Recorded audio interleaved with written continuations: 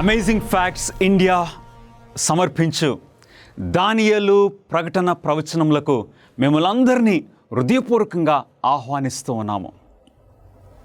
ఈ రాత్రి మన అంశము ప్రభువు రాకడ దినము.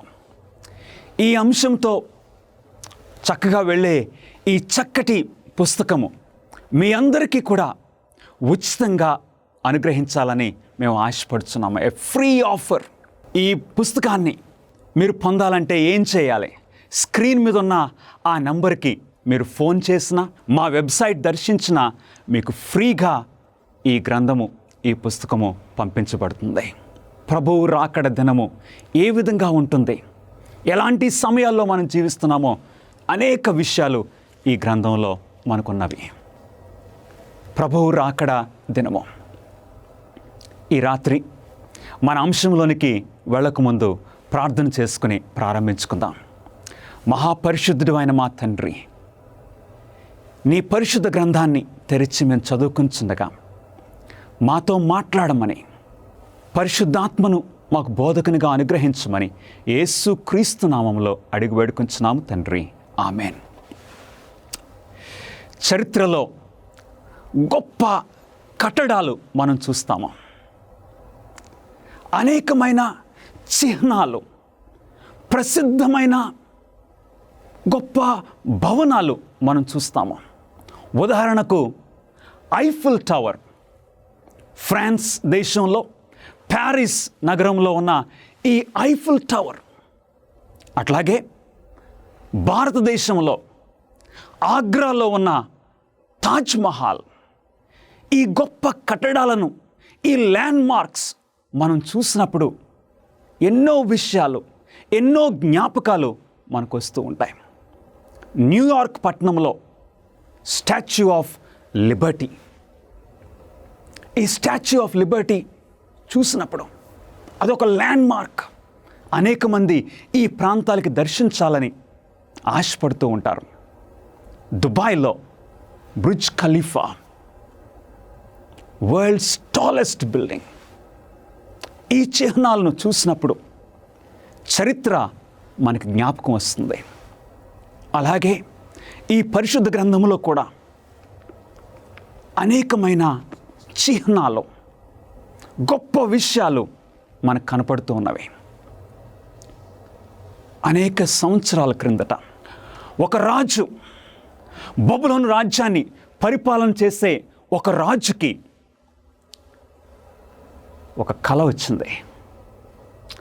ఆ కలలో ఆ రాజు ఒక గొప్ప బ్రహ్మాండమైన ఒక ప్రతిమను చూశాడు. రాజులకు కలలు దేవుడు ఇచ్చేవాడని ప్రజలు నమ్మేవారు. ఎందుకంటే రాజులకు కలలు ఇవ్వడం ద్వారా దేవుడు ప్రజలతో మాట్లాడుతున్నారని, ఆ విధంగా దేవుడు కొన్ని విషయాలు ప్రజలకు బయలుపరుస్తున్నారని నమ్మేవారు. ఉదాహరణకు ఆదికాండము 41వ అధ్యాయంలో ఫరో రాజుకి దేవుడు 2 కలలు ఇచ్చారు. దానియేలు గ్రంథములో నెబుకద్నెజర్ రాజుకు దేవుడు 2 కలలు ఇచ్చారు. ఒక రాత్రి ఈ గొప్ప రాజైన నెబుకద్నెజరు నియో బాబిలోనియన్ ఎంపైర్, ఆ సామ్రాజ్యాన్ని పరిపాలన చేస్తున్న ఈ నెబుకద్నెజరు ఒక కలను కన్నాడు. ఆ కళ చాలా ప్రాముఖ్యంగా అనిపించింది. కానీ ఉదయమే లేచేసరికి ఆ కళను మర్చిపోయాడు. ఉదయాన్నే ఆయన జ్ఞానులను, ఆయన సంస్థానంలో ఉన్న ఆ శకునగాండ్రును, వారందరినీ కూడా ఉదయాన్నే ఆయన రాజ్యంలో లైనప్ చేశాడు. వారందరూ అన్నారు, రాజా, మీకు వచ్చిన ఆ కళను మాకు చెప్పండి, వెంటనే మేము దానికి భావాన్ని ఇస్తాము అని చెప్పగానే నెబుకద్నెజరు మర్చిపోయాడు. మర్చిపోయినప్పుడు వారు ఈ విధంగా, నీవు గనక ఆ కళ చెప్తే ఆ కళ భావాన్ని మేము చెప్తామని వారు అంటూ ఉన్నారు. రాజుకు అర్థమైపోయింది, వీళ్ళు నిజంగా జ్ఞానులైతే నాకు వచ్చిన కళను చెప్పాలి, వీరు జ్ఞానులు కాదనుకుంటా, వీరు అజ్ఞానులుగా ఉన్నారని ఉద్దేశించి వారిని చంపేసేయమని నెబుకద్నెజరు ఒక శాసనం చేశాడు. ఆ టైంలో, ఆ పరిస్థితుల్లో బబులోను రాజ్యములో ఒక యవ్వనస్తుడు పేరు దానియేలు. ఈ దానియేలు వెంటనే నెబుకద్నెజరు దగ్గరికి తీసుకొని రాబడ్డాడు. దానియేలును చూసినప్పుడు నెబుకద్నెజరుకి ఎన్నో ఆలోచనలు కలిగినవి. ఎందుకంటే దానియేలు ఒక అందమైన ఒక యవనస్తుడు మాత్రమే కాదు, తెలివిగల వాడు. దానియేలు రాజును సమయం అడిగాడు. రాజా, కొంచెం సమయం ఇస్తే మీకు వచ్చిన కళను, ఆ కళభావాన్ని నేను చెప్తానని దానియేలు ఇంటికి వెళ్ళి ప్రార్థన చేశాడు. తన స్నేహితులను పిలిచాడు. షడ్రక్, మేషక్, అబేద్నెగోలు వీరు కలిసి దేవునికి ప్రార్థించినప్పుడు అప్పుడు దేవుడు నెబుకద్నెజరుకి ఇచ్చిన అదే కళను దానియేలుకు కూడా ఇచ్చారు. దానియేలు దేవునికి ప్రార్థన చేశాడు. రాజుగారి దగ్గరికి వచ్చి రాజుగారికి ఆ కళను, ఆ కళభావాన్ని తెలియచేశాడు. ఈ రాత్రి మొట్టమొదటి ప్రశ్నను మనం చూడబోతున్నాము. దేవుడు నెబుకద్నెజరుకి ఎందు గురించి ఆ కళ ఇచ్చారు?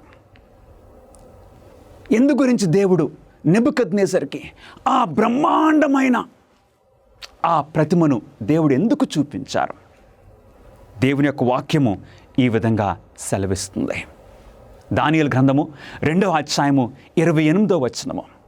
మనము ఈ వాక్యాలని నాతో పాటు మీరు కూడా చదవమని నేను కోరుచు ఉన్నాను. అయితే మర్మములను బయలుపరచగల దేవుడు ఒకడు పరలోకమందున్నాడు. అంత్య దినములయందు కలగబోవు దానిని ఆయన రాజుకు నెబుకద్నెజరునకు తెలియచేశాను. నెబుకద్నెజరు ఈ దేవాది దేవుణ్ణి ఎరిగినవాడు కాదు. నెబుకద్నెజరు ఒక విగ్రహారాధికుడు అయినప్పటికీ దేవుడు నెబుకద్నెజరుకి ఈ కళ అనుగ్రహించారంటే దేవుని యొక్క స్వభావం ఏంటో మనం తెలుసుకోవచ్చు ప్రియులరా. ఈ దేవుడు పక్షపాతము లేని దేవుడు. బైబిల్ బోధించే ఈ దేవుడు అందరినీ సమానంగా ప్రేమించే దేవుడు. నీవు ఒక క్రైస్తవుడు అయినా, ఒక హిందువుడు అయినా, ఒక ముస్లిం, ఒక బుద్ధిస్ట్ అయినా, ఒక నాస్తికుడైనా సరే, నెబుకద్నెజరుకి కళ అనుగ్రహించిన ఈ దేవుడు నిన్ను నన్ను ఏకరీతిగా ప్రేమిస్తున్న దేవుడు. దేవునికి పక్షపాతము లేదు. మర్మములను బయలుపరచగల దేవుడు ఒకడు పరలోకమందున్నాడు. అంత్య దినములయందు కలగబోవు దానిని రాజుకు నెబుకద్నెజరునకు తెలియచేశాను. రాజు యొక్క ఆ సలహాదారులు, ఆ జ్ఞానులు కలభావమును చెప్పడంలో మరియు వివరించడంలో విఫలమైనప్పుడు నెబుకద్నెజరు ఇచ్చిన ఆజ్ఞ ఏంటి? నెబుకద్నెజరు ఏం చేశాడండి? దానియేలు గ్రంథము 2వ అధ్యాయము 12వ వచనములో సమాధానము ఈ విధంగా ఉన్నది. అందుకు రాజు కోపము తెచ్చుకొని అత్యాగ్రహము కలవాడై బబులోనులోని జ్ఞానులందరినీ సంహరింపవలనని ఆజ్ఞ ఇచ్చెను. ఈ విషయాన్ని మనం చదివినప్పుడు మనకు అర్థమవుతుంది. ఆ రాజు అయిన నెబుకద్నెజరు తనకొచ్చిన ఆ కళను తెలుసుకోవాలని ఎంత ఆతృతగా ఉన్నాడో అర్థమవుతుంది. ఎప్పుడైతే వారు చెప్పలేకపోయారో వారిని సంహరించమని రాజు ఆజ్ఞ ఇచ్చాడు. ఇలాంటి పరిస్థితుల్లో ఏం జరిగింది? మరణ శాసనం గురించి దానియేలు తెలుసుకున్నప్పుడు అతడు రాజును ఏమని సెలవు అడిగను, మరియు అతడు తన స్నేహితులకు ఏమి చెప్పను? దానియేలు రాజుగారిని ఏం అడిగాడు? దేవుని వాక్యం సెలవిస్తుంది. ఈ ప్రశ్నలన్నిటికీ కూడా సమాధానాలు పరిశుద్ధ గ్రంథంలోనే కనపడుతున్నాయి. అప్పుడు దానియేలు రాజు సన్నిధికి పోయి స్వప్న భావమును తెలియజెప్పుటకై తనకు సమయము దయచేయమని రాజును బతిమాలెను. అవును ప్రియులరా, మనకొక తెలుగు సామెత ఉన్నది, పురుషులందు పుణ్య పురుషులు వేరురా. అవునండి, ఆ జ్ఞానులకు సమయం ఇవ్వలేకపోయాడు నెబుకద్నెజరు. కానీ దానియేలు అడిగేసరికి దానియేలుకు సమయం ఇస్తున్నాడు. ఎందుకంటే మనకు తెలుసు, రాజు అయిన నెబుకద్నెజరు ఆయన ఒక జ్ఞాని. ఎవరికి సమయం ఇవ్వాలి, ఎవరికి ఇవ్వనవసరం లేదో రాజుకు బాగా తెలుసు. అప్పుడు ఎప్పుడైతే రాజును దానియేలు సమయం అడిగాడో రాజు అంగీకరించారు. దానియేలు తన ఇంటికి పోయి తన స్నేహితులైన హనానీయాకు, మిషాయేలుకును, అజర్యాకు సంగతి తెలియచేశాను. అవును ప్రియులరా, మనకేదైనా సమస్య ఉన్నప్పుడు మనం ఏం చేస్తున్నాం? ఈ సమస్యలను నీవు ఒంటరిగా వాటిని భరించడానికి ప్రయత్నం చేస్తున్నావా? ఆ ఒత్తిడి, ఆ ఇబ్బందులు నీవు ఒంటరిగా మోయన అవసరం లేదు. ఎందుకంటే మనకు ఒక దేవుడు ఉన్నాడు. మనతో పాటు మన భారాన్ని పంచుకోవడానికి మనకి స్నేహితులు కూడా ఉన్నారు. నమ్మదగిన స్నేహితులు. ఎవరైతే దేవుని నమ్ముతున్నారో అలాంటి వారు నమ్మదగిన స్నేహితులు. దానియేలు స్నేహితులను పిలిచి చక్కగా వారు ఆ సంగతి తెలుసుకోవాలని దానియేలు స్నేహితులతో చెప్పినప్పుడు వారు కలిసి ప్రార్థన చేశారు. ప్రార్థన చేసినప్పుడు ఏం జరిగిందో దేవుని వాక్యము దానియేలు గ్రంథము 2వ అధ్యాయము 18వ వచనంలో ఈ విధంగా సెలవిస్తుంది. నాతో పాటు చదవండి. తానును తన స్నేహితులను బబులోనులో తక్కిన జ్ఞానులతో కూడా నశింపకుండానట్లు ఆ కల యొక్క మర్మ విషయములో పరలోకమందున్న దేవుని వలన కటాక్షము పొందు నిమిత్తమై ఆయనను వేడుకొనుడని వారిని హెచ్చరించెను. గమనిస్తున్నారా? ఈ టైంలో దానియేలు ఆ జ్ఞానులందరి పక్షమున నిలబడ్డాడు. ఒకవేళ ఆ రోజు దానియేలు కనుక నిలబడకపోతే, దానియేలు కనుక రాజు దగ్గరికి వెళ్ళకపోతే, ఆ సవాలును దానియేలు తీసుకోకపోతే, ఆ రోజున జ్ఞానులందరూ, బబులోను జ్ఞానులందరూ కూడా సంహరించబడేవారే. అలాగే మనందరం కూడా, మనందరిపై ఒక మరణ శాసనం ఉన్నదని నువ్వు మర్చిపోవద్దు ప్రియ సహోదరుడా, సహోదరి. A death decree upon us. మోషే పుట్టినప్పుడు ఒక మరణ శాసనము మోషేపై ఉన్నది. వారిని చంపేసేయాలని ఆ ఐగుప్తు రాజు ఇచ్చాడు. అలాగే దానియేలు కాలంలో జ్ఞానులను చంపేసేయమని నెబుకద్నెజరు శాసనం చేశాడు. ఎలాగైతే దానియేలు నిలబడి తన ప్రాణాన్ని, జ్ఞానుల ప్రాణాన్ని ఎలాగైతే దానియేలు కాపాడాడో, మన పక్షమున మన ప్రభు అయిన యేసుక్రీస్తు వారు మన మీద ఉన్న ఆ మరణ శాసనాన్ని ఆయన భుజాల మీద వేసుకుని, మన ప్రభు అయిన యేసుక్రీస్తు వారు నీవు పొందవలసిన ఆ శిక్షను ఆయన పొందినట్లు మనం గమనిస్తూ ఉన్నామా?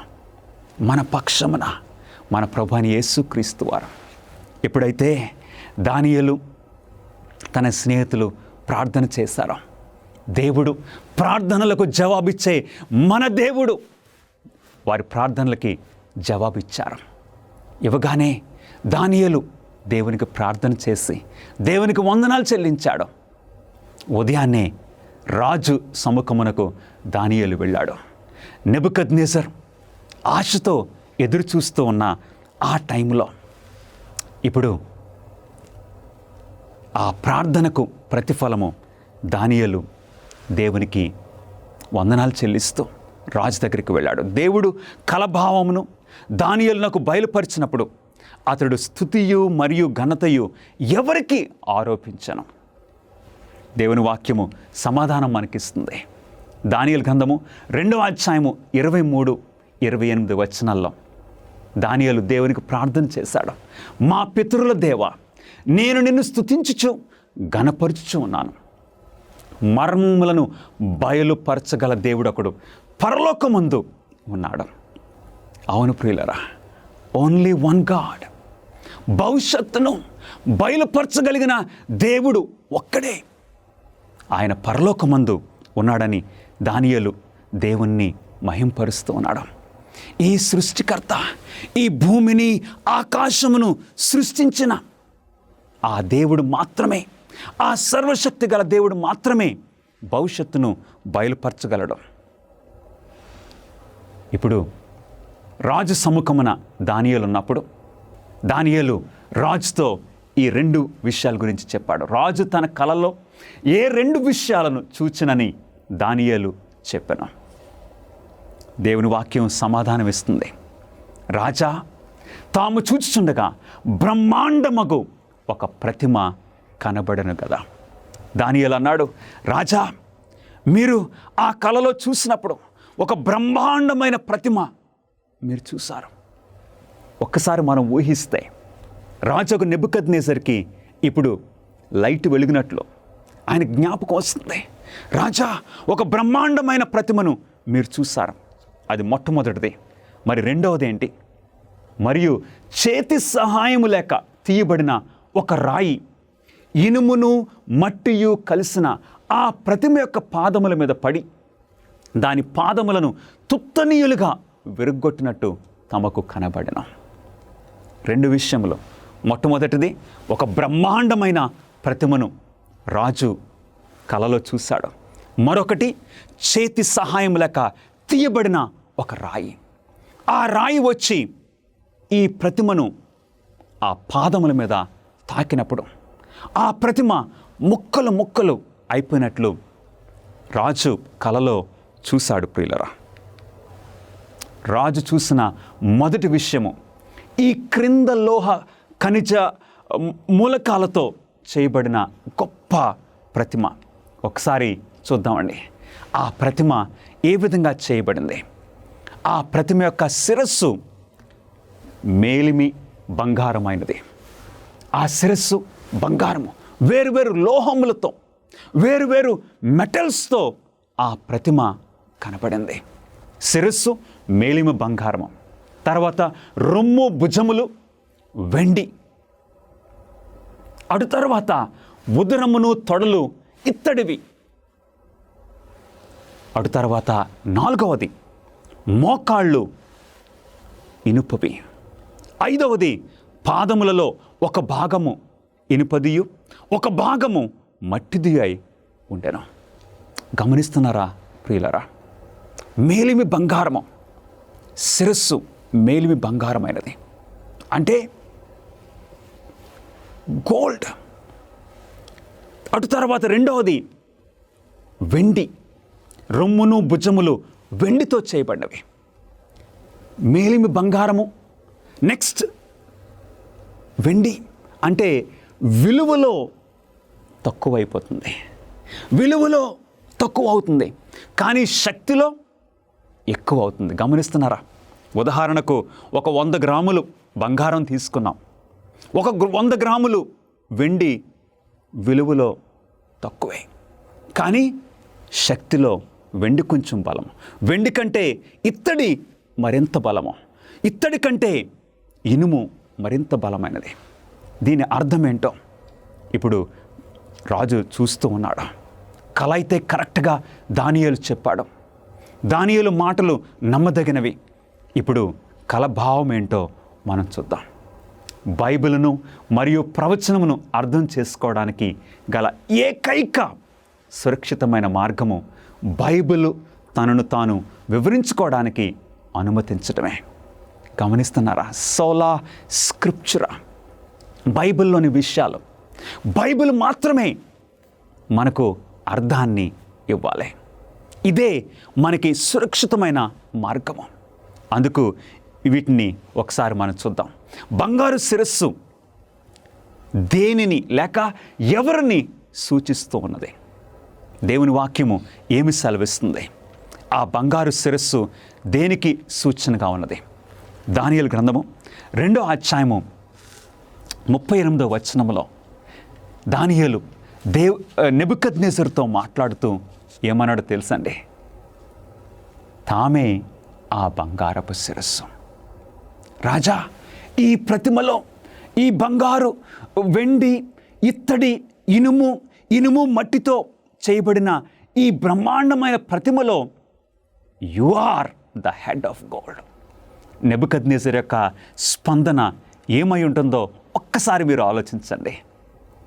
నెబుకద్నెజరు తల ఊపుండొచ్చు. అవును, ఎందుకంటే బబులోను ఒక బంగారపు పట్టణము లాంటిది, రాజ్యాలకి భూషణము వంటిది బబులోను పట్టణము. తామే ఆ బంగారపు శిరస్సు. ఒకసారి దేవుని వాక్యాన్ని యెషయా గ్రంథము 13వ అధ్యాయము 19వ వచనములో నేను మీకు చదవాలని ఆశపడుతున్నాను. అప్పుడు రాజ్యములకు భూషణమును, కల్దీయులకు అతిశయాస్పదమును, మహాత్యమును గల బబులోను దేవుడు పాడు చేసిన సొదొమ గొమొర్రాల వలెను. రాజ్యములో ఈ బాబిలోనియన్ ఎంపైర్, ఈ సామ్రాజ్యములో ఈ బబులోను పట్టణము నిజంగా భూషణము వంటిది. నెబుకద్నెజరు బంగారపు శిరస్సు. ఈ లోహాల్లో రాజు ఏంటండి? King of metals, gold. రాజా, నీవే గొప్ప ఆ బంగారపు శిరస్సు. నెబుకద్నెజరు చాలా ఆశ్చర్యపోయి ఉంటాడు, సంతోషపడి ఉంటాడు. బంగారు రాజ్యమైన ఈ బబులోను రాజ్యము, బబులోను రాజ్యం నిజంగానే బంగారము. ఎక్కడ చూసినా బంగారము. ఎందుకంటే బబులోను రాజ్యములో మనం గమనించినట్లయితే ఈ బబులోను రాజ్యాన్ని చక్కగా ఇంత ఉన్నతమైన స్థానానికి తీసుకొని వచ్చింది నెబుకద్నెజరు. బబులోను రాజ్యాన్ని ఉన్నతమైన స్థానానికి తీసుకొని వచ్చాడు. బబులోను పట్టణములో ఆ గోడలు, బబులోను పట్టణం యొక్క గోడలు ఎంతోనై తెలుసండి? ఎలాంటి పట్టణమో తెలుసా? 56 మైళ్ళు చుట్టూ బబులోను పట్టణానికి ఉన్నది. దాని యొక్క గోడలు 300 అడుగులు ఎత్తుగా ఉన్నాయి. బబులోను పట్టణము చాలా బలమైన పట్టణము, బంగారం లాంటి పట్టణము. ఆ పట్టణము పైన ఒక 2 రథాలు చక్కగా వెళ్ళొచ్చు. అంటే ఒక హైవే లాంటిది ఆ పట్టణపు గోడల మీద. స్థిరమైన పట్టణంగా నెబుకద్నెజరు నిర్మించాడు. ఆ పట్టణపు యొక్క గోడల సంగతి మనం కొంచెం ఆలోచించినట్లయితే, ఆ పట్టణపు గోడలు పసుపు రంగులో ఆ ఇటుకలతో చేశారు. తర్వాత ఆ పట్టణపు ఆ గేట్స్ నీలిమ రంగులో చేయబడినవి. ఆ పట్టణంలోని ఆ రాజభవనాలు గులాబీ ఎరుపులో చేయబడ్డాయి. నెబుకద్నెజరు ఆ విధంగా నిర్మించాడు. ఆ పట్టణంలో ఎన్నో ఆ విగ్రహాలకి ఆ దేవాలయాలు ఉన్నాయి. 53 దేవాలయాలు బబులోను పట్టణంలో నెబుకద్నెజరు రాజు నిర్మించాడు. ఆ దేవాలయాలన్నీ ఏ రంగు ఇటుకల్లో కట్టించాడు తెలుసండి? వైట్, తెలుపు ఇటుకల్లో కట్టించాడు. నిజంగా ఒక సుందరమైన పట్టణంగా నెబుకద్నెజరు రాజు నిర్మించాడు. ఆ బబులోను పట్టణానికి ఒక ప్రత్యేకత ఏంటి తెలుసా? బబులోను పట్టణము ఒక స్క్వేర్, చౌకమైనది, అంటే చక్కటి పట్టణము. ఆ బబులోను పట్టణం మధ్యలో నుండి యూఫ్రటిస్ నది చక్కగా ప్రవహిస్తుంది. నెబుకద్నెజరు బబులోను పట్టణానికి ఆర్కిటెక్ట్, చాలా తెలివైన వాడు. ఈ నెబుకద్నెజరు ఈ విధంగా నిర్మించాడు. కానీ వాస్తవము ఇంత గొప్ప, ఇంత సుందరమైన బబులోను పట్టణం అయినప్పటికీ బబులోను పట్టణము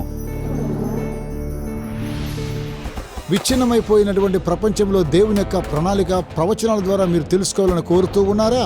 ఆచరణాత్మకమైనటువంటి గొప్ప సవాళ్లను మీరు ఎదుర్కోవాలనుకుంటే మిమ్మల్ని ఉత్తేజపరుస్తున్నాం, ఉత్సాహపరుస్తున్నాం. అమేజింగ్ ఫ్యాక్ట్స్ వారు బైబిల్ చదువుకునేటువంటి గైడ్స్ మీ కొరకై 27 పుస్తకాలను మీకు అనుగ్రహిస్తున్నారు. అద్భుతమైనటువంటి గ్రాఫిక్స్ ద్వారా మీరు అర్థం చేసుకోవడానికి నేరుగా మీకు సమాధానం దయచేస్తూ ఉన్నారు. ప్రతి చదువుకునేటువంటి ఈ గైడ్ ద్వారా బైబిల్లో సరైన సమాధానం గ్రహించుకోగలరు. మీ జీవితంలోని ప్రాముఖ్యమైన ప్రశ్నలకు సమాధానం ఇస్తుంది. ఏ విధంగా మీరు సంబంధాన్ని పెంచుకోగలరు, ప్రభువైన యేసుక్రీస్తు వారు ఎప్పుడు రాబోతూ ఉన్నాడు, ఇంకా ఎన్నో విషయాలను తెలుసుకోవచ్చు. భవిష్యత్తులో ఈ యొక్క విలువైన విషయాన్ని కోల్పోకండి. మీ జీవితాన్ని రూపాంతరపరుస్తూ ఉన్నాయి అమేజింగ్ ఫ్యాక్ట్స్ వారు ఇచ్చేటువంటి బైబిల్ చదువుకునే పుస్తకం. ఇవి మీకు ఇంగ్లీష్ లోను, హిందీ, తమిళ్, తెలుగులో మీకు లభిస్తూ ఉన్నాయి. వేచి ఉండకండి, వెంటనే మీ యొక్క స్టడీ గైడ్స్ ను ఇప్పుడే ఆర్డర్ చేయండి. AFTV.in అనేటువంటి మా వెబ్సైట్ ని సంప్రదించి వెంటనే పొందండి. మన నెక్స్ట్ ప్రశ్న చూద్దామండి. బబులోను రాజ్యము నిరంతరము నిలుస్తుందా? బబులోను పట్టణము నిరంతరము నిలుస్తుందా? ఇంత సుందరమైన పట్టణము. దేవుని వాక్యము ఏం సెలవిస్తుంది? తాము చనిపోయిన తర్వాత తమరి రాజ్యము కంటే తక్కువైన రాజ్యం ఒకటి లేచును. తమరి రాజ్యం కంటే తక్కువైన రాజ్యము. దానియేలు గనక మన కుయుక్తితో రాజు దగ్గర నిలబడితే ఆ మొట్టమొదటి మాటతో చెప్పేసి దానియేలు ఆపేసేయచ్చు. కానీ దానియేలు యథార్థవంతుడు, నీతిమంతుడు. అందుకు దానియేలు ఆ శిరస్సుతో ఆగిపోలేదు. దానియేలు సెలవిస్తున్నాడు, ఆ కలభావాన్ని సంపూర్ణంగా ఇస్తున్నాడు. తాము చనిపోయిన తర్వాత తమరి రాజ్యము కంటే తక్కువైన రాజ్యం ఒకటి లేచును. దేవుని వాక్యము బబులోనికి ఏం జరిగిందో కూడా సెలవిస్తుంది. ఈ కళ ద్వారా దేవుడు ఒక టైం టేబుల్ మనకిస్తున్నారు, ఒక ప్రాఫిటిక్ టైం టేబుల్ మనకిస్తున్నారు. ఏం జరిగింది చరిత్రలో మనం గమనించినట్లయితే యెషయా గ్రంథము 13వ అధ్యాయంలో దేవుని వాక్యము ఈ విధంగా సెలవిస్తుంది.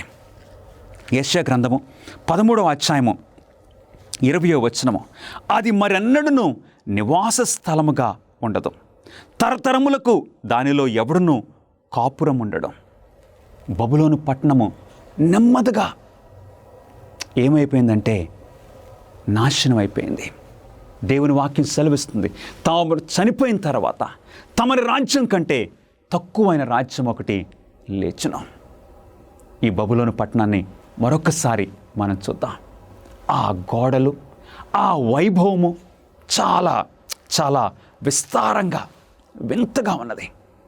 కానీ సరిగ్గా క్రీస్తు పూర్వము 539వ సంవత్సరంలో ఏం జరిగింది? చరిత్ర సాక్ష్యం ఇస్తుంది. పర్షియా దేశం నుండి ఒక యువరాజు వచ్చాడు. ఆయన పేరు కోరెషు. ఈ కోరెషు ఈ పట్టణాన్ని, బబులోను పట్టణాన్ని ముట్టడి వేశాడు. 2 సంవత్సరాలు సైరస్ ఆ పట్టణాన్ని ముట్టడి వేశాడు. సరిగ్గా ఆ టైంలో బబులోను పరిస్థితి ఏ విధంగా ఉంది? బబులోను రాజ్యాన్ని ఆ టైంలో నెబుకద్నెజర్ చనిపోయాడు. తర్వాత ఇంకొంతమంది రాజులు వచ్చారు.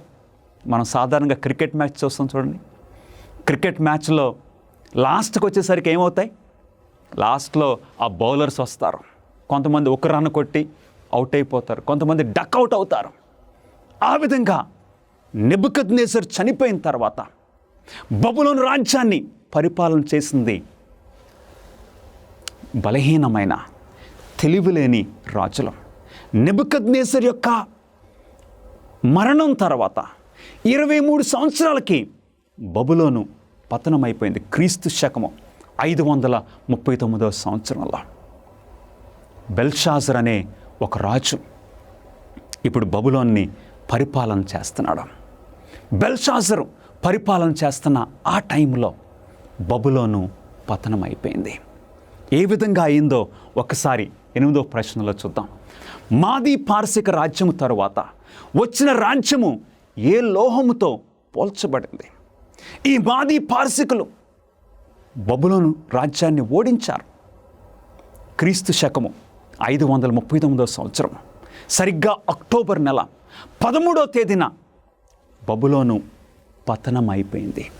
మీకు జ్ఞాపకం ఉన్నది కదా, బెల్షాజరు ఆ రాత్రి త్రాగుతూ ఉన్న ఆ టైంలో బెల్షాజర్ పతనం అయిపోయింది. ఇప్పుడు మాదీ పార్శిక రాజ్యము ఉనికిలోనికి వచ్చింది. మరి ఈ మాదీ పార్శిక రాజ్యము ఈ ప్రపంచంలో ఇంకా ఒక పెద్ద రాజ్యంగా అయింది. ఎందుకంటే బబులోను రాజ్యము విలువలో బంగారము చాలా ఎక్కువగా ఉంది, కానీ శక్తిలో వెండి ఇంకొంచెం ఎక్కువగా ఉంది. కానీ ఇప్పుడు మాదీ పార్శిక రాజ్యము వచ్చినప్పటికీ అది కూడా స్థిరంగా ఉన్నదా? మాదీ పార్శికులు కూడా స్థిరంగా లేకపోయారు. ఎందుకంటే తర్వాత వస్తుంది ఇంకొకటి. అది ఏ లోహమో దేవుని వాక్యము మనకు ముందే ఆ అవుట్లైన్ ఇస్తూ ఉంది ప్రియులరా. దేవుని వాక్యం సెలవిస్తుంది, అటు తర్వాత లోకమంతా ఏలునట్టి 3వ రాజ్యం ఒకటి లేచును. దేవుని వాక్యం ఏం చెప్తుందండి? అది ఇత్తడి వంటి తగును. దేవుడు ముందే ఒక టైం టేబుల్ ఇచ్చేశారు. ఆ టైం టేబుల్ దేవుడు నిర్ణయించిన ప్రకారంగా ఈ టైం టేబుల్ నెరవేరుతూ ఉంది. నా ప్రియ సహోదరి సహోదరులరా, 3వ రాజ్యము ఇత్తడి. వెండి కంటే ఇత్తడి విలువలో తక్కువైంది, కానీ శక్తిలో చాలా ఎక్కువైంది. ఇత్తడి రాజ్యము ఏంటి? బంగారు రాజ్యం అయితే బబులోను, తర్వాత వెండి రాజ్యము మాదీ పార్శికుల రాజ్యము, అటు తర్వాత ఇత్తడి రాజ్యము ఎవరు స్థాపించారు? మనందరికీ తెలుసు. ఇత్తడి రాజ్యమును స్థాపించింది ఒక యువ వీరుడు. ఆయన గ్రీకు దేశము నుండి వచ్చాడు. ఆ యువ వీరుడు ఆ గ్రీకు సైన్యాన్ని తీసుకుని ప్రపంచమంతా కూడా ఓడించాడు. ఆయన పేరు మీకు తెలుసు కదా, కరెక్ట్గా చెప్పారు, అలెగ్జాండర్ ద గ్రేట్. ఒక 10 సంవత్సరాలు కూడా పట్టలేదు అటు గ్రీక్ దేశము నుండి మాదీ పార్శిక రాజ్యాన్ని క్రీస్తు శకము 331 సంవత్సరంలో ఓడించాడు. ఓడించిన తర్వాత అటు ఈజిప్ట్, అట్లాగే భారతదేశము వరకు, నార్త్ ఇండియా వరకు ఈ అలెగ్జాండర్ మహాచక్రవర్తి వచ్చాడు.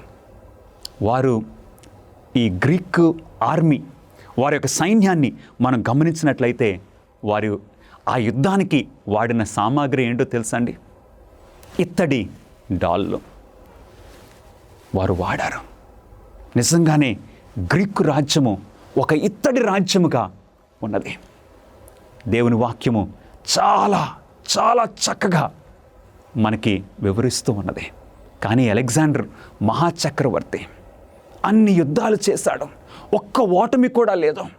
10 సంవత్సరాల్లోనే ప్రపంచాన్ని ఓడించేశాడు. కానీ అంత బలంగా ఉన్న ప్రపంచ రాజ్యాల్ని ఓడించిన ఆ గ్రీకు రాజ్యము మరి స్థిరంగా ఉన్నదా? దేవుని వాక్యము ఏమి సెలవిస్తుందో ఒకసారి చూద్దామా. 4వ రాజ్యము ఏ లోహముతో పోల్చబడింది? ఈ గ్రీకు రాజ్యము ఇంత బలంగా ఉన్నప్పటికీ అది స్థిరంగా ఉండటానికి, నిరంతరంగా ఉండటానికి ఈ టైం టేబుల్ చెప్పట్లేదు. 4వ రాజ్యము ఏ లోహముతో పోల్చబడింది? దేవుని వాక్యం సెలవిస్తుంది, పిమ్మట 4వ రాజ్యం ఒకటి లేచును, అది ఇనుము వలె బలముగా ఉండును. ఇప్పుడు ఈ రాజ్యము, ఈ 4వ రాజ్యము ఏ విధంగా ఉంటుంది? ఇనుము వలె ఉంటుంది. అంటే ఇనుము సమస్తమును తుత్తనీయులుగా చేస్తుంది. ఐరన్ కింగ్డమ్, గ్రీకు రాజ్యాన్ని ఓడించిన ఒక బలమైన రాజ్యము ఏంటి? మనం వరల్డ్ హిస్టరీ చూస్తే గ్రీకుల రాజ్యాన్ని ఓడించింది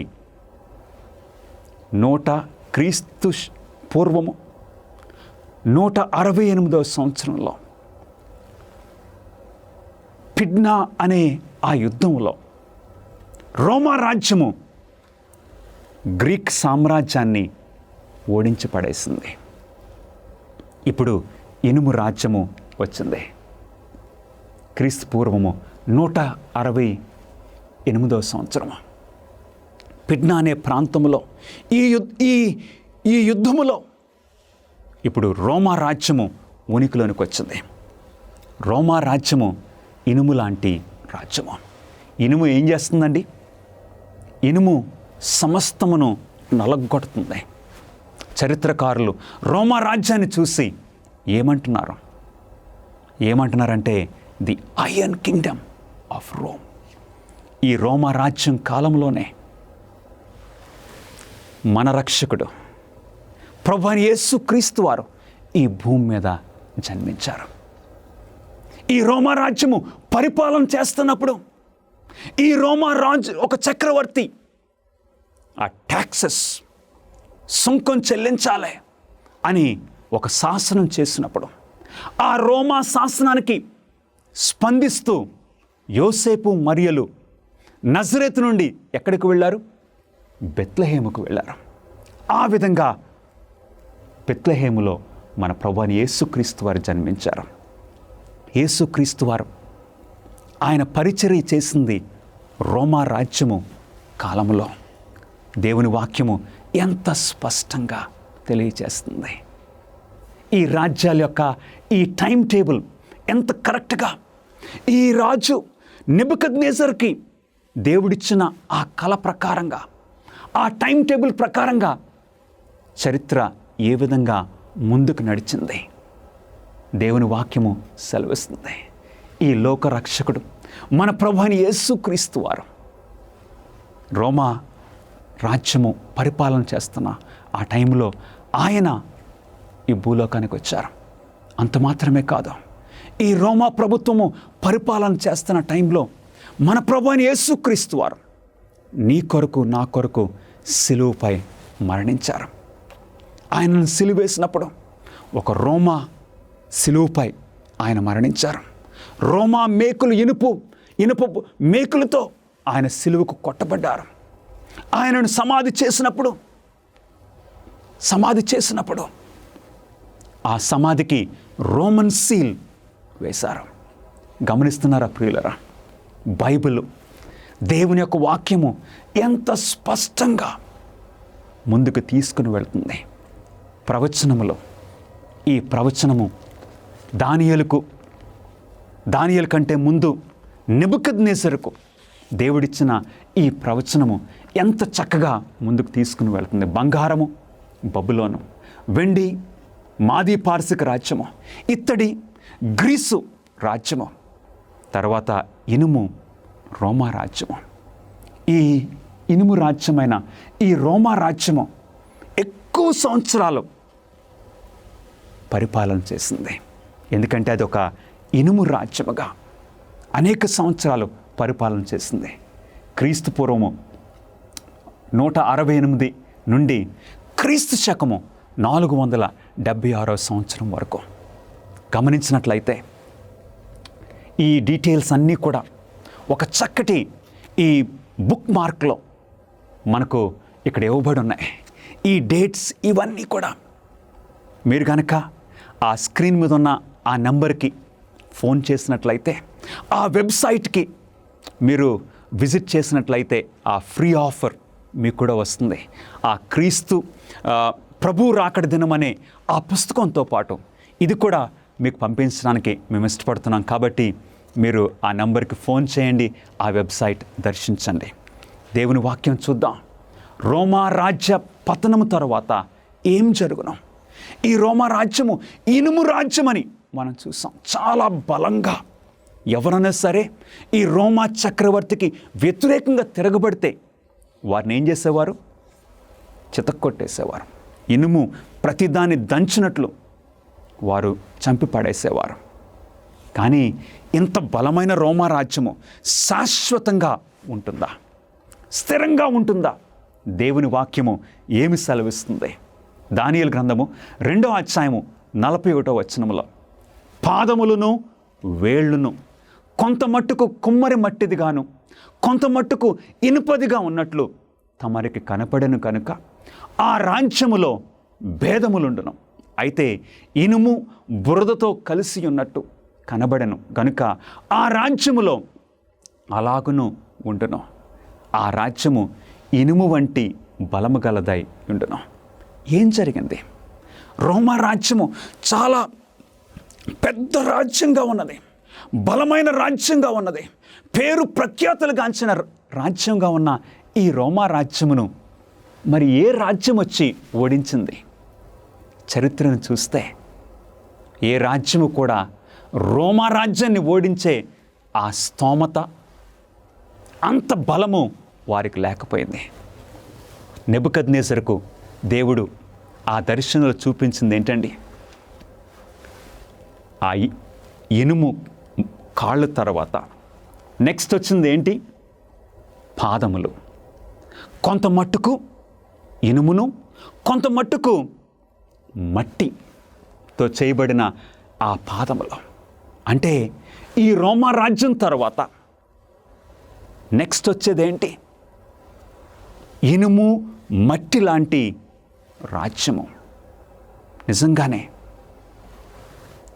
రోమా రాజ్యము చరిత్రలో మనం చూస్తే రోమా రాజ్యాన్ని ఇంకొక రాజ్యం ఏది కూడా ఓడించలేకపోయింది. సరిగ్గా క్రీస్తు శకము 476 సంవత్సరంలో రోమా రాజ్యము బైబిల్ చెప్పుచున్నట్లు ముక్కలుగా అయిపోయింది. రోమా రాజ్యము 10 ముక్కలుగా విడిపోయింది ప్రియులరా. ఎలాగైతే పాదముల వేళ్ళు కొంత మట్టునకు ఇనుపవిగాను, కొంత మట్టునకు మట్టివిగాను ఉన్నట్లు ఆ రాజ్యము ఒక విషయములో బలంగాను, ఒక విషయములో నీరసముగాను ఉంటున్నాం. దేవుని వాక్యము మనకి సెలవిస్తుంది. రోమా రాజ్యం తర్వాత వచ్చిన ఆ రాజ్యాలు పాదాలకి 10 వేళ్ళు ఉన్నట్లుగా ఆ రాజ్యాలు కొన్ని విషయాల్లో రోము వలె బలంగా ఉంటాయి, మరికొన్ని విషయాల్లో చాలా నీరసంగా ఉంటాయని దేవుని వాక్యము సెలవిస్తుంది. అవును, యూరోపియన్ హిస్టరీ మనం చదివినట్లయితే క్రీస్తు శకము 476 సంవత్సరంలో చిన్న చిన్న ట్రైబ్స్ వారు వచ్చి రోమా రాజ్యాన్ని ఒక ముక్కను, ఒక భాగాన్ని ఓడించారు. అట్లాంటివి వారి పేర్లు మనం చూడొచ్చు ప్రియులరా. మనం ఇక్కడ చూడొచ్చు వ్యాండల్స్. ఈ వ్యాండల్స్ అనే ఒక గోత్రం వారు ఈ గొప్ప రోమా రాజ్యాన్ని ఒక భాగాన్ని వారు ఓడించి అక్కడ పరిపాలన చేయటం మొదలుపెట్టారు. మరొకటి లొంబార్డ్స్ అనే ఇంకొక గోత్రము, ఇంకొక ట్రైబ్, వారు ఒక భాగాన్ని ఓడించుకుని రోమా రాజ్యాన్ని పరిపాలన చేయటం, ఒక భాగాన్ని పరిపాలన చేయటం. రోమా రాజ్యము దేవుని వాక్యము సెలవిచ్చినట్లుగా 10 ముక్కలుగా అయిపోయింది. ఈ రోజున దానిని 10 కింగ్డమ్స్ ఆఫ్ యూరప్ అని మనం పిలుస్తూ ఉన్నాము. 11వ ప్రశ్న, ఈ 10 రాజ్యాలు ఎప్పటికైనా ఏకమవటంలో విజయం సాధిస్తాయా? చాలా మంచి ప్రశ్న. ఈ 10 రాజ్యాలు ఇంతకు ముందు, వాటికంటే ముందున్న రోమా రాజ్యం ఎలాగైతే ఒక పెద్ద రాజ్యంగా ఉన్నది, ఈ 10 రాజ్యాలు కూడా మరలా ఐక్యమయ్యే అవకాశం ఉన్నదా? దేవుని వాక్యము ఏమి సెలవిస్తుంది? ఈ 10 రాజ్యాలు ఎప్పటికైనా ఏకమవుతాయా? దేవుని వాక్యం ఏమి సెలవిస్తుందో మనం చూద్దాం ప్రియులరా. దానియేలు గ్రంథము 2వ అధ్యాయము 43వ వచనము, ఇనుమును బురదయు మిళితమై ఉండుట తమరికి కనపడెను, అటువలే మనుష్య జాతులు మిళితములై ఇనుము మట్టితో అతకనట్లు వారు ఒకరితో ఒకరు పొసగక యుందురు. ఈ 10 రాజ్యాలు ఎప్పుడైనా సరే మరలా ఐక్యమవుతాయా? దేవుని వాక్యము ఒక డిక్లరేషన్ చేస్తుంది. ఆ డిక్లరేషన్ ఏంటి? ఇనుము బురదయు మిళితమై ఉండినట్లు మీకు కనబడింది కదా రాజా. ఆ జాతులు, ఆ మనుష్య జాతులు మిళితములై ఇనుము మట్టితో అతకనట్లు వారు ఒకరితో ఒకరు పొసగక యుందురు. చరిత్రలో మనం చూడవచ్చు, ఈ 10 రాజ్యాలని ఐక్యపరచడానికి ఎంతోమంది రాజులు రాణీలు, చక్రవర్తులు ప్రయత్నం చేశారు. ఏ విధంగా? యుద్ధాల ద్వారా ప్రయత్నం చేశారు. వాటిని ఐక్యపరచడానికి సాధ్యం కాలేదు. పీస్ ట్రీటీస్ ద్వారా, శాంతి చేసుకుంటూ సంధి చేసుకోవడం ద్వారా వాటిని ఐక్యపరచడానికి ప్రయత్నం చేశారు. ఫెయిల్ అయిపోయారు. ఇంకొంతమంది కొన్ని పరిస్థితుల్లో వివాహాల ద్వారా, మ్యారేజ్ అలయన్సెస్ ద్వారా ఈ 10 రాజ్యాల్ని కలుపుకోవటానికి వారు ప్రయత్నం చేశారు. సాధ్యం కాలేదు. ఎందుకు సాధ్యం కాలేదని మనం అడిగినట్లయితే సమాధానం ఏంటో తెలుసండి? ఓన్లీ వన్ ఆన్సర్, ఒకే ఒక్క సమాధానము. ఆ సమాధానము ఏంటో తెలుసా? దేవుని యొక్క వాక్యము. దేవుని యొక్క వాక్యము ఇచ్చిన డిక్లరేషన్ ఏంటి? అవి ఒకరితో ఒకరు పొసగక ఇందురు. అవును ప్రియులరా, ఈ పరిశుద్ధ గ్రంథము నమ్మదగింది, సత్యమైంది.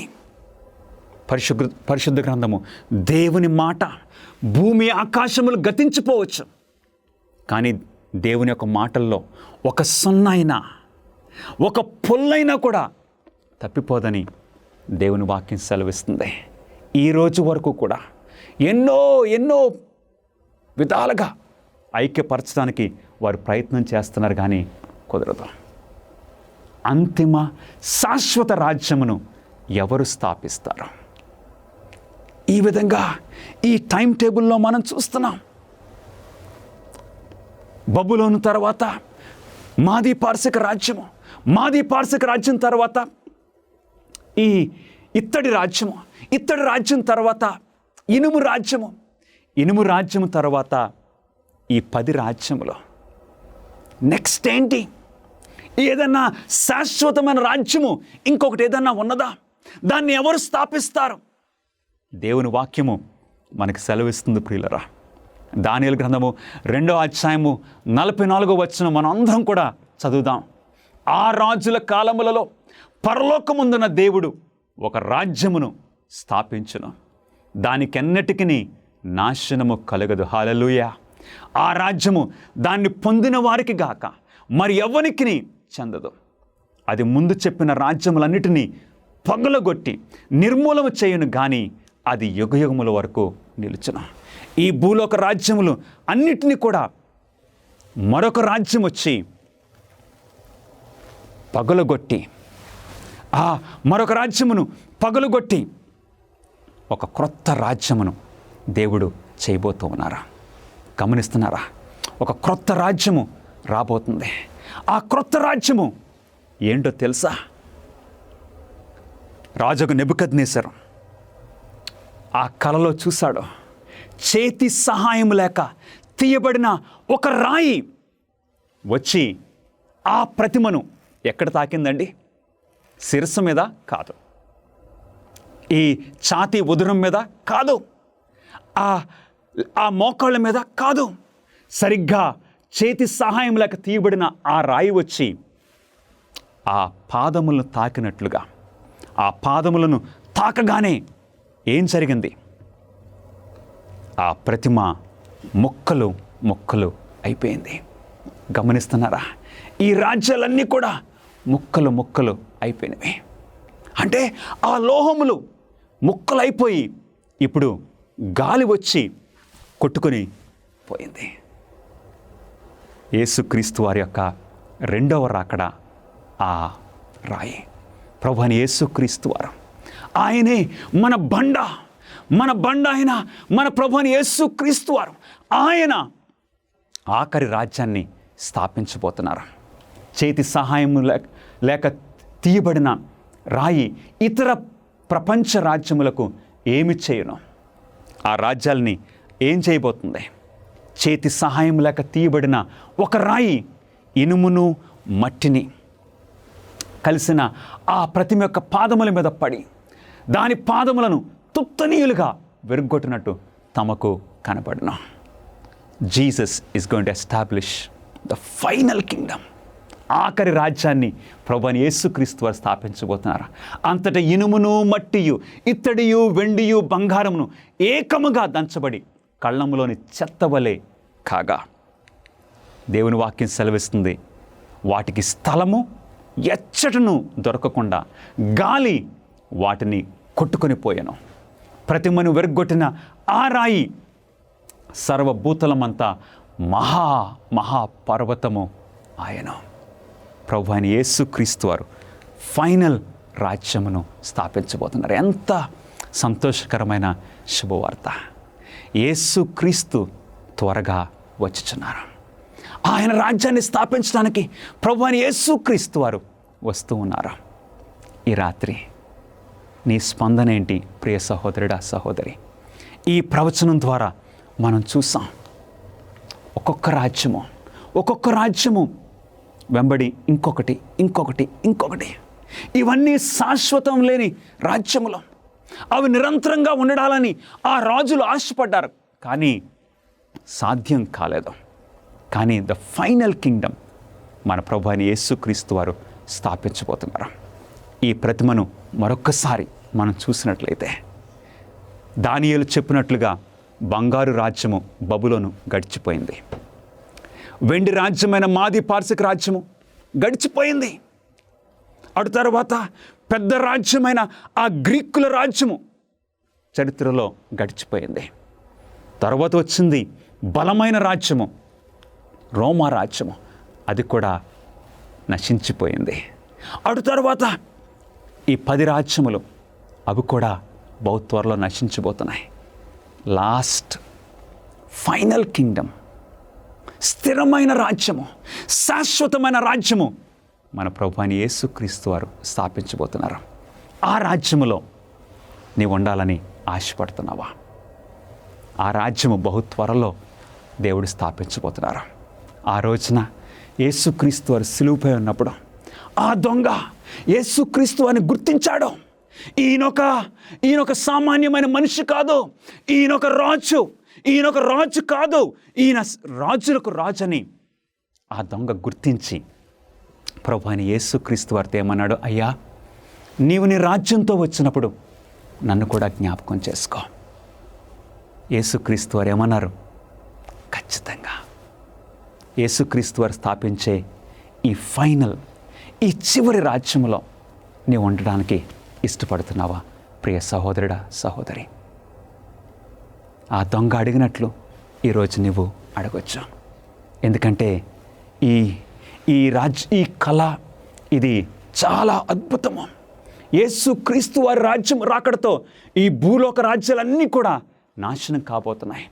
ఎప్పుడైతే నెబుకద్నెజరుకి దానియేలు ఈ కళ, దాని యొక్క భావము వివరించిన తర్వాత నెబుకద్నెజరు ఏమని సాక్ష్యం ఇచ్చాడో వెంటనే నెబుకద్నెజరు మరియు రాజు, ఈ మర్మమును బయలుపరచుటకు నీవు సమర్థుడు అయితేవే. నీ దేవుడు దేవతలకు దేవుడును, రాజులకు ప్రభువును, మర్మములు బయలుపరచువాడై ఉన్నాడని దానియేలుకు ప్రత్యుత్తరం ఇచ్చాను. గమనిస్తున్నారా? యేసుక్రీస్తు వారు బహు త్వరలో దీనంతటికీ అంతం పెట్టబోతున్నారు. మన ప్రభువైన యేసుక్రీస్తు వారు నిన్ను నన్ను పిలుస్తూ ఉన్నారు ప్రియ సహోదరుడా, సహోదరి. యేసుక్రీస్తు వారు ఆయన రాజ్యాన్ని స్థాపించబోతున్నారు. అందులో భూ సంబంధమైన సంఘటనలను దేవుడు పూర్తిగా తన నియంత్రణలో ఉంచుకున్నాడని గుర్తించిన నీవు నీ జీవితాన్ని పూర్తిగా ఆయన స్వాధీనంలో ఉంచుకోవడానికి నీవు ఆయనను అనుమతించడానికి సిద్ధంగా ఉన్నావా? దేవుడు రాజ్యాల్ని నడిపించగలిగితే, రాజులను నడిపించగలిగితే నీ జీవితాన్ని కూడా నడిపించగలడు. నీ జీవితాన్ని ఆయన స్వాధీనంలోకి ఇవ్వడానికి నీవు ఇష్టపడుతున్నావా? ప్రభువైన యేసుక్రీస్తు వారు ఈ రాత్రి ఆయన హస్తాలను చాపి నిన్ను నన్ను పిలుస్తూ ఉన్నారు. ఆయనకు స్పందించడానికి నీవు ఇష్టపడుతున్నావా? ప్రార్థన చేసుకుందాం. మహాపరిశుద్ధుడా, మీకు స్తుతులు, స్తోత్రములు. మీరు స్థాపించే ఆ స్థిరమైన రాజ్యములో మేము ఉండాలని ఆశపడుతున్నాము. అందు నిమిత్తము మాకు మీ రాజ్యములో స్థానం ఇవ్వడానికి మీరు సిలువపై మీ ప్రాణాన్ని పెట్టినందుకు మీకు స్తోత్రములు చెల్లించుకుంటున్నాము. మీ రాజ్యంలో మాకు భాగం అనుగ్రహించమని మా ప్రభువును మీ ప్రియకుమారుడైన యేసుక్రీస్తు నామంలో అడిగి వేడుకొంచున్నాము తండ్రి. ఆమెన్. మీ అందరికీ వందనాలండి. God bless you.